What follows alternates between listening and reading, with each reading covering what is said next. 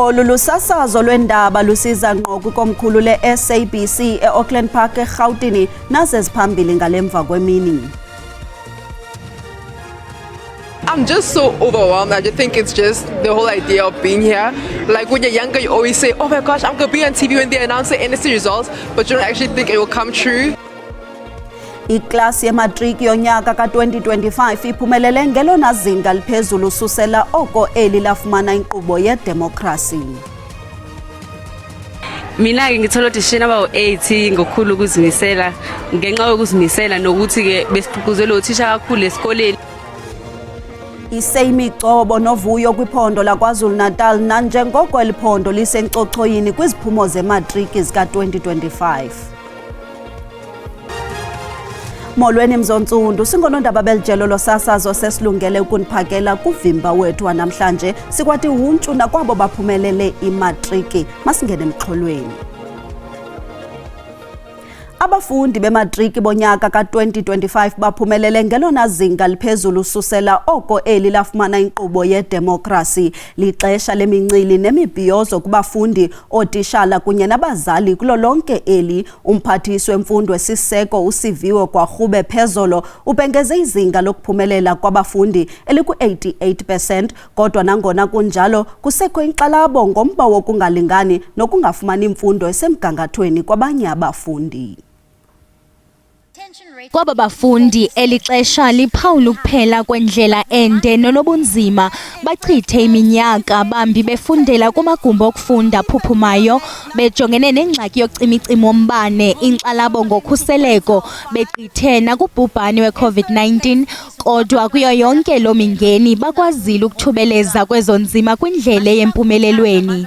Amaphondo aphumelele emagqabini abhiyozele iziphumo zematriki Phezolo ngethuba zibhengezwa ngumphathiswa wemfundo esiseko. Ibe yimincili kubafundi bematriki abagqwesileyo ngethuba bewongwa ngomsebenzi omhle abawenzileyo. I'm just so overwhelmed. I just think it's just the whole idea of being here. Like when you're younger, you always say, oh my gosh, I'm going to be on TV when they announce the NSC results, but you don't actually think it will come true. So just being able to be here, be around so many people, is just one of the best experiences ever. Kodwa asinguwo wonke ubani obhiyozayo. Abahlalutyi balumkisa ngelithi ngelixa izinga lokuphumelela kwabafundi bematriki liphezulu, oku akubonisi mhlophe imeko yabafundi belilizwe. Nanjengoko ingamawakawaka abafundi abashiya isikolo bengekakwazi nokufikelela kwimatriki. However, between grade 10 and 12, a large number of learners begin to repeat, others leave the system, and others leave the schooling system. The full-time grade 12 class of 2025 had 778,000 learners enrolled. This tells us something important, that the largest dropout pressure is not across the whole system. It only intensifies late as learners move to grade 11 and 12. Nangona abafundi bematriki bephumelele ngelona zinga liphezulu susela ukungena korhulumente wentando yesininzi kweli bephumelela ngo-88%, eli lizwe lisenomsebenzi omkhulu wokuqinisekisa umakulinganwe nakwezemfundo.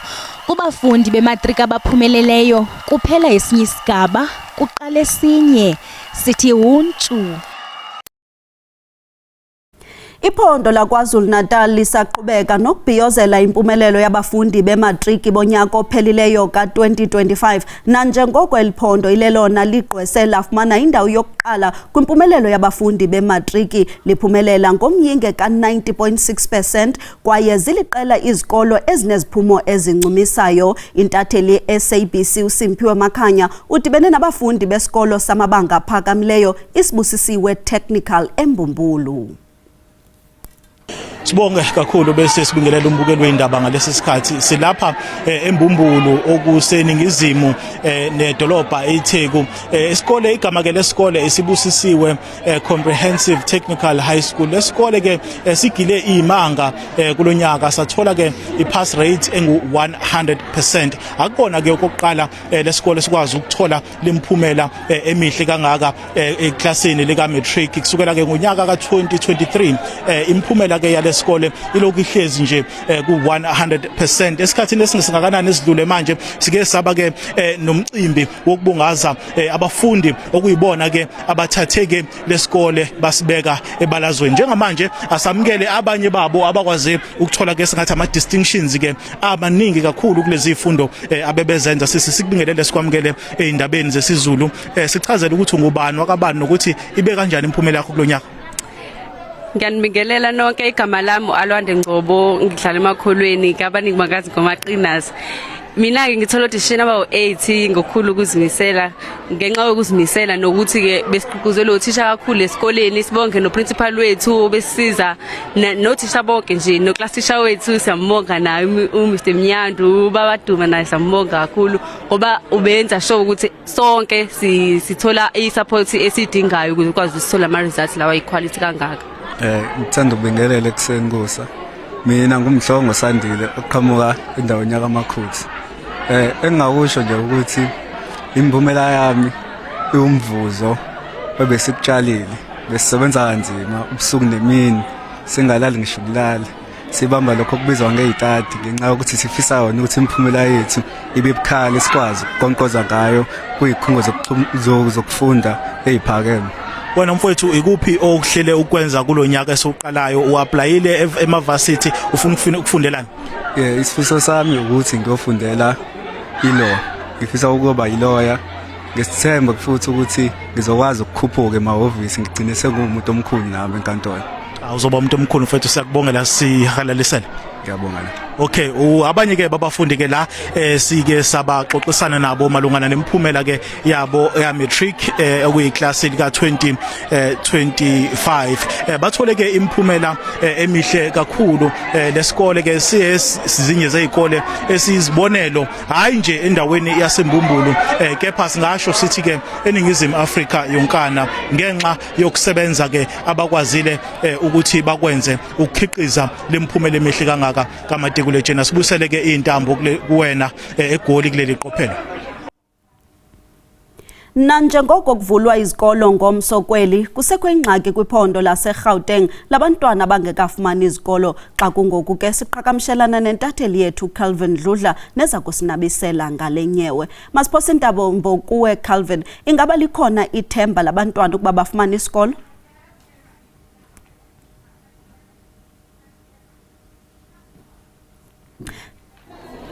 Calvin, ingaba usekhona usinabisele kabanzi mhlambi ngemeko eqhubekayo nabantwana kuba bayangabe bayasifumana na isikolo?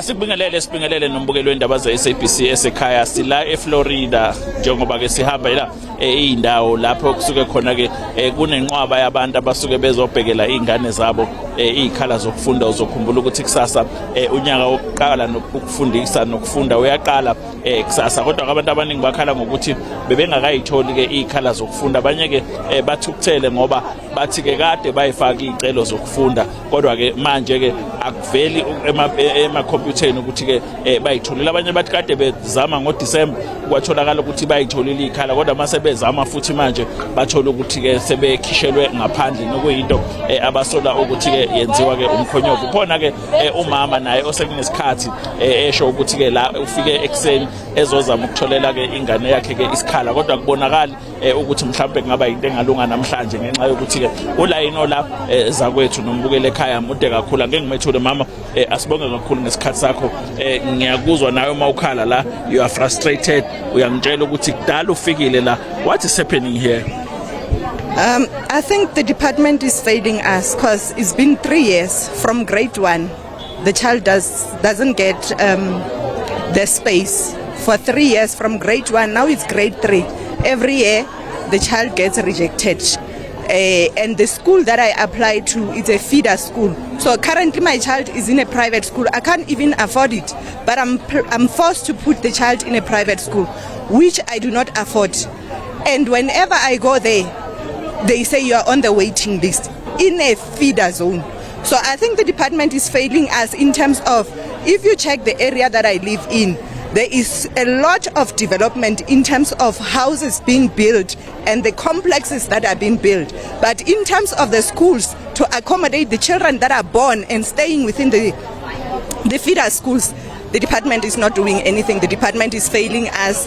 The department needs to come with a solution that is working for all the parents, because it is in the best interest of the children to be in schools. It will not be okay for me to stay with the child at home. What must I do with the child now? Because I cannot afford a private education. What must happen? And right now the queue here is more than 2 kilometers. If you want to come to the district, just, I don't know, prepare yourself. Tomorrow, kids are going to school, and now you are saying that you don't think that you'll be able to make it inside here. No. But then my question is, where to from here? If it happens that you don't get inside, what are you going to say then to do? What I'm planning to do tomorrow, because they accepted my grade 1 child, I'm going to go with both the children at school. Okay. I'm going to leave that child with them in the school. They must not label me as an irresponsible parent, because I cannot stay with the child. They're going to open the gate for me. I'm going to bring the grade R child. I'm going to leave the grade 3 child with them. Okay. Thank you. Thank you very much. Umama ke uyabonakala ukuthi ke uthukuthele kakhulu, uyasho ukuthi ke kusasa yena uzoyihambisa zombili ingane zakhe ngayo le engakasitholi isikhala. Bangamthathi njengomuntu onekhanda elingasebenzi noma eliqhwahazayo, ngoba ke uzobe enza lokho acabanga ukuthi kumfanele. Ngithathe intambo ngiyibuyisele kuwe studio eOakland Park eGoli. Sibuleleke kuwe pha Calvin ngezondaba. Ngoku masithume umntwana simsevenkleni, sabuya ngekudala.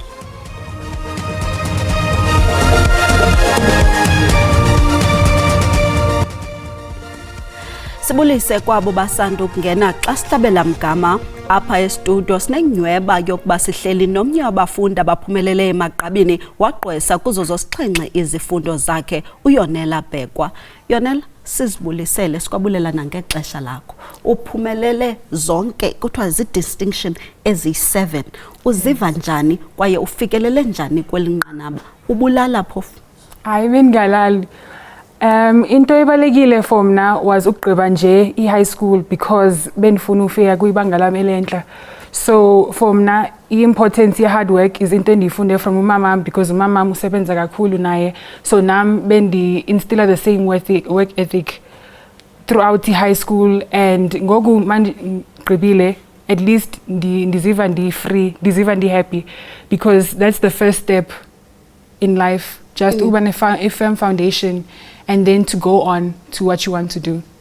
Abanye abantwana emakhaya nabanye mhlambe sinothi ngoku base ku grade 11 abathi ukuya kwimatriki kunzima, wena uzilungiselele kanjani ngolwakho luvo kube kunjani kulonyaka sisuka ku?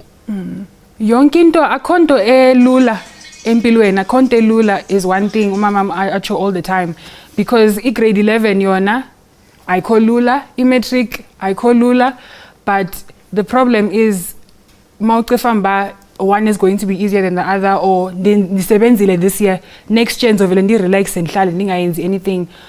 The problem is funeka uqale ubuild i-work ethic. So for abantu abazongena ku grade 11 this year, and for matric especially, funeke uqale ukusebenza very, very hard from the beginning, day one, because i-workload ye-matric ininzi iya-increase as the day goes on, and uzofumana uba you're feeling overwhelmed, and that's okay.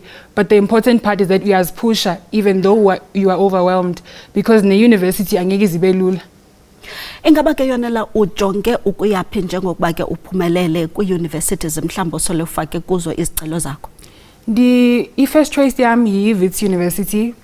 Ndifuna uyenza i-international relations phaya, because nami ndifuna ungena kwi-journalism as well. And then I think anazo ezinye options, because ngibone ba thini bene first option enizonmotivate kanjalo. Ingcebiso konothi nazo mhlambe kwabanye abafundi abakubukeleyo ekhaya njengomuntu ophumeleleyo, abanye abaphumelelanga Yonela njengoba wena wonwabile, abanye basakhathazekile, kambe ngelixesha abanye baye bazincame bathatha ubomi babo kuba bezibona ukuthi bohlulakele ebomini. Zeziphi ingcebiso mhlambe nothi banikeze zona? Into ebalekile is that despite uba i-marks zakho zibalekile kakhulu empilweni nokungena kwi-universities, azikudefine i-marks zakho azikudefine because in 10 years time ezinto azizuba important in what you're doing so long as wena you've done your best uzoba right because at the end of the day sonke asikho school smart abanye maybe bafumaniseka i-strength zabo lie in technical things and arts and everything so isikolo is not for everyone but at the same time ungakhathazeki because wena awutholanga 8 or 9 distinctions or even 15 because we are all meant to walk our own path so asifani sonke. Enkosi kakhulu Yonela sibulele ngexesha lakho sikwade wuntshu kwakhona. Iphondo laseGauteng libhengeze iziphumo zabafundi bematriki Telkom Park eCenturion likwaqaqambisa nabafundi abathe bagqwesa nanjengoko belungiselela ukuya kwidyunivesithi ezahlukeneyo. Umdudiyeli welijelo lendaba le-SABC uLilitha Ntsundwane ulandelela inqaku nesithethi sesebe lezemfundo kweli phondo uSteve Mabona. Namhlanje sisePitoli eCenturion iphondo laseGauteng libone kukuhle into kokuba likhanyise kubafundi bematriki abathe banqenqeza phambili kwindawo yesithathu kweliphondo laseGauteng xa kuthelekiswa namaphondo olithoba xa kungoku sithetha nesithethi sesebe lezemfundo apha eGauteng umnehlekazi uSteve Mabona akhe athi qabaqaba into kokuba bangantoni namhlanje. Mhlekazi Steve Mabona ingaba kuthetha ukuthini kuni into kokuba njengephondo laseGauteng nikwindawo yesithathu? Sithokoze khulu kwamambala simnyango sithabile sithabe khulu ngempumelelo yethu esiyibonako uzakukhumbula ukuthi isigaba sesithathu besihlelikiso iminyaka seyimningi ngoba sisuka le phezulu kodwa kuyatsho ukuthi ikambiso yethu eGauteng ngendlela esifundisa ngakho izinzile ijamile ngoba nokukhuphuka kwethu siyakhuphuka kancane kodwa sizithola sisesekhona lapha esimeni lesi into thabisa khulu kwamambala ukuthi abantwana bethu baphasa ngokuthi bakhambe baye ema-university nama-diploma wethu nawo wabonako lapho aphezulu. Kuyatsho lokho ukuthi nasifundisako ikambiso yethu yefundo iphumelela khulu kwamambala. Nasiqala lapha iinkolo ezisemakhaya neenkolo ezisemalokishini njalo sineenkolo ezisinikela abo 100%. Ngikhuluma nawe nje kunesikole eAtteridgeville basinikele 100%, eSoweto inkolo basinikele 100%. Lokho kuyaqinisekisa ukuthi isikolo senziwa babelethi nabaphathi besikolo ukuthi senze kuhle. Lowo ke ibisisithethi sesebe lezemfundo kweliphondo laseGauteng esitsho ke into kokuba bathe qolo njengesebe lezemfundo ukuqinisekisa into kokuba phakathi kwabafundi notishala nabo besemagunyeni kukho intsebenziswano ezinzileyo ukuqinisekisa ikamva eliqaqambileyo eMzantsi Afrika. Ndimlo Lilitha Ntsundwane kwindaba ze-SABC eGauteng. Ziphelile ke mawethu besinilungiselele zona ngelixesha ningalibali ziyabuya kwakho ezinkulu phange ntsimbi yesixhenxe malanga. Enkosi.